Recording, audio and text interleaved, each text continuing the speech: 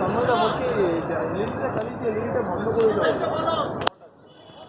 LED স্ক্রিনটা চালিয়েছে সামনে, সেটাকে অফ করে দিতে বলো। বেকার এখন সব ভিজে আছে তো, কম্পোনেন্টগুলো সব পুড়ে যাচ্ছে।